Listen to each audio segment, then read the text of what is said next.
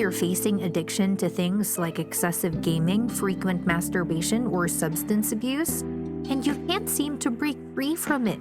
What's concerning is that most people often deny their addiction altogether. Instead, they justify their behavior, claiming that masturbation is healthy because it prevents cancer, or that gaming improves focus and teamwork. But to be frank with you, real men don't deceive themselves.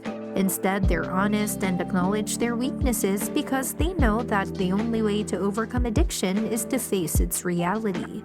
So, let's say you've already attempted to break free from your addictions by listening to advice, but you still find yourself relapsing along the way. While overcoming addiction is a huge achievement, but much of the advice out there falls short and rarely delivers results. That's why in this video, we're here to help you tackle the challenge of overcoming addiction by sharing 5 practical strategies. Stick with us until the end to learn how to break free from any addictive behavior.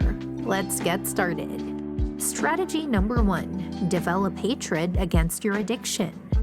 Many people have a narrow understanding of how you can overcome addiction because they only suggest setting a specific date to quit or simply distract yourself from cravings. While these tactics may offer temporary relief, they often fail to address the root causes of addiction, which only leads to repeated relapses. In order to overcome addiction, you should not avoid it at once.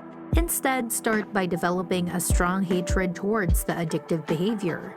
Begin by keeping feelings of deep dislike. Those who advocate for robotic routines to overcome addictions often overlook the emotional intensity involved in the matter. Addictions are more than mere habits because they're already deeply ingrained, emotionally driven patterns of behavior. Firstly, society generally has a limited grasp on emotions, let alone how to utilize them effectively. Secondly, many people view emotions like hatred and anger as inherently negative, when in reality, every emotion has its time and place, including hatred.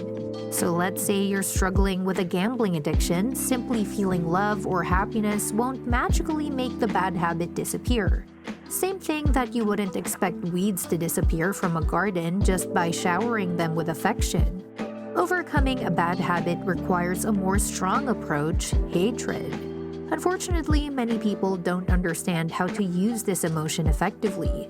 True power lies in understanding how to use your emotions to your advantage, especially when it comes to breaking free from addiction. So recognize the impact of your addiction and use that awareness to fuel change.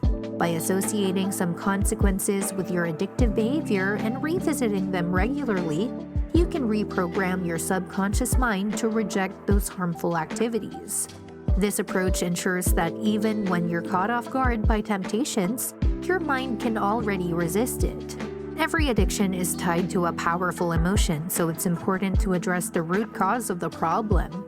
Simply destroying an addiction without understanding its cause may only lead to the development of new addictive behaviors.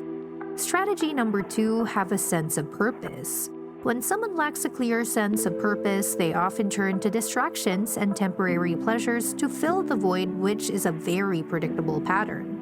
However, individuals driven by a strong sense of purpose are less likely to waste their time and energy on meaningless things. Once more, it's unlikely you'll hear this perspective elsewhere that confronting your addictions head-on is the most effective approach. Many will offer quick fixes or band-aid solutions to fight addiction, but they fail to address the underlying issues happening at the core of your being. So when you develop a sense of purpose, it may take time, but it's going to be a very effective method for overcoming addiction. While building hatred towards your addiction might seem more straightforward, discovering your purpose in life can be equally impactful in breaking free from your destructive habits. Strategy number 3, now you do nothing. As individuals, we're wired to seek pleasure when boredom strikes, even if it lacks meaning. But I want you to think deeply about the last time you truly did nothing. I mean the last time that you intentionally set aside time to do nothing at all and just simply sit and be present in the moment. Turning to addiction as a way to cope with boredom is not a solution, so start to reprogram yourself now to be comfortable with moments of idleness. Once you do, you can significantly reduce the likelihood of getting into addictive behaviors. At the same time, it can also provide you an opportunity to explore your life's purpose. Embracing these moments of stillness can also help with your anxiety, build your creativity, and enhance your overall productivity. Strategy number 4, learn how to play rough. When you're faced with temptation and willpower, temptation often holds the upper hand, and it only takes us just one moment of weakness, and it can already overpower you. So to fight your temptation to go back to the things you're addicted to, you must sabotage temptation even before the fight starts. You can do this by avoiding being around friends who smoke, keeping junk food out of reach, or refraining from bringing your phone to bed. To fight your addiction, you have to create distance between yourself and the temptation. This is where you will make a lot of sacrifices so you can get the change you need. Rather than relying solely on willpower to resist temptation, outsmart it. Make the fight unfair in your favor. Don't provide your addiction with the opportunity to strike.